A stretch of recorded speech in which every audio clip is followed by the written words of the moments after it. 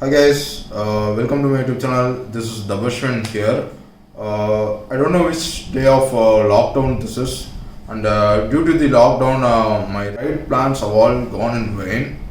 I thought it would be over by May or something, but still it's going on. And since I haven't posted any videos for a month now, I just thought why don't I use this time and make a review video on my action cam, which is the Noise Play 2. And if you guys haven't subscribed to my channel, do subscribe. So before talking about the action cam, first I will talk about why and how I chose this action cam. So after my southern road trip, that is the CMDK PVS ride, after riding through some beautiful roads in Kerala, I just thought I should need to buy an action cam. During that ride, what I did was I kept my mobile, that is the iPhone 6s, on the mobile mount and recorded my ride videos. As the Thunderbird's handlebar is upright, I could make a few videos, but it won't be much clear. Just have a look at this clip.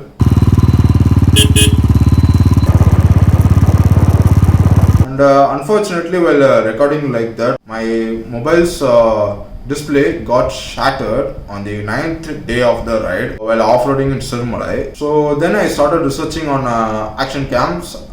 Initially my requirement was to record some good quality footages, and I had a budget of 10k. So I researched on the internet and I found a few cams. That is the SD cam SD6, which costed around 10 to 12k I think, and the SJ8 Pro, which was around 14 or 15k I think. And then there was this another cam which was recommended by another motovlogger, which was the Firefly 8SE. It cost around 10 to 12k as well. And the reason why I didn't go for these cams is, one, the SJ cams had no official distributor in India, and if I had to go for that, I would have needed to purchase it on Amazon. And based on the reviews on Amazon, I had a doubt whether it will be in working condition or not. And as for the Firefly 8SE, it's not even available in India. If I wanted to buy that, I would need to purchase it from a Chinese e-commerce website. And as it will be shipped from China, there will be problems due to customs as well. So after some deep search, I found this, which completely suited my needs. Also, it's made in India as well, and it will be shipped directly by the manufacturer, which is Go Nice. I'll put the link in the description. I bought this cam for 9k and it's definitely worth it. I'll first tell what's there in this cam. You see, this is the battery door. Just slide it open, and if you pull this like this, the battery comes out. Each extra battery costs 600 rupees. And each battery lasts 45 to 50 minutes of time, and for a full charge it takes 1 hour for each batteries. The 45 to 50 minutes is for 1080p 60, because I always record at 1080p 60 only. And during my rides I take 3 batteries including this one. So then this is the SD card slot. You can use up to 128GB memory cards. This is the mini USB charging port, and this is the HDMI port. As the whole setup is exposed, we should need to use the housing at all times, as this is not waterproof. Only when it's used with the waterproof housing, it's waterproof. So the camera package comes with this housing and a few basic accessories. Coming to the modes, it is camera and wide angle video. And as for the video resolution, it can record up to 4K. But quality won't be good, and I never record my videos in 4K as it's a headache while editing. The time-lapse mode is okay-ish. The cam has a EAS feature as well, and provides good stabilization. These are the video settings the cam has. As you can see, it has a touch screen and is quite easy to use. Now we'll talk about the pros of this cam. This has a decent build quality, and the housing also has a superb quality. As you might know, I had a crash during my quad-eye ride, and during the crash, the action cam literally flew away and crashed on the tarmac. The cam was inside the housing, and housing had a direct impact on the tarmac, and it had some minor scratches, but it completely protected the action cam. It didn't even have a scratch at all. And, this is the housing.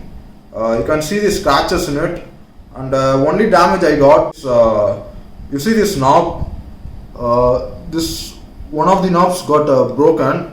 I'm just using a piece of knob from a mount to keep the setup stable. Even now I'm using this housing. You might ask, why didn't you buy a new housing and use it?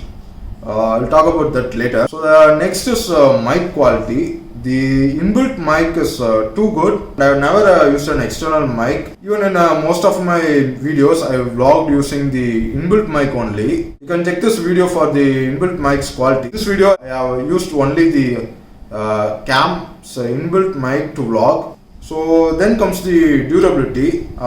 If you ask me, it has a good durability as well. I have been using it for 10 months now, and I've used it in many rides. And it's just in the same way when I bought it. No issues so far, so it's a big thumbs up. And as for the cons, the footage quality is poor in low light conditions. Daytime it's good, it's superb. You might have watched my videos. The daytime quality is superb, there's no match at this price range.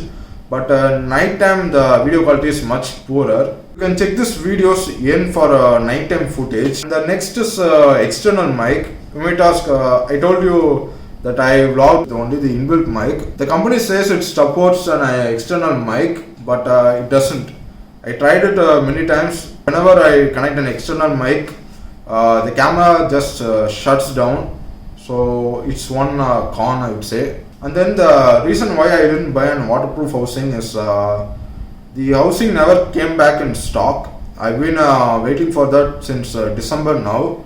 It never came back in stock, and I don't think it will come as well. Overall, if you ask me for a budget action cam with a good audio and video quality and under a budget of 10k, I would definitely suggest this, the Noise Play 2. And if you want to go for the best action cam, I would definitely suggest the GoPros. In my future videos, I'll be using this as a secondary cam. Since I bought this, the GoPro Hero 5, I bought this for 10k from a brother from my club. I shot the Himalayan experience video with this. Many had told me, if you had put another 15k, you would have purchased a new Hero 7. But the problem with the GoPros is you need to buy the accessories as well, which will cost another 10k. The basic accessories, not the mounts and all, just the adapter. The adapter which costs some 4,000 rupees, and the charge, extra batteries, the charger and all. I've already ordered it.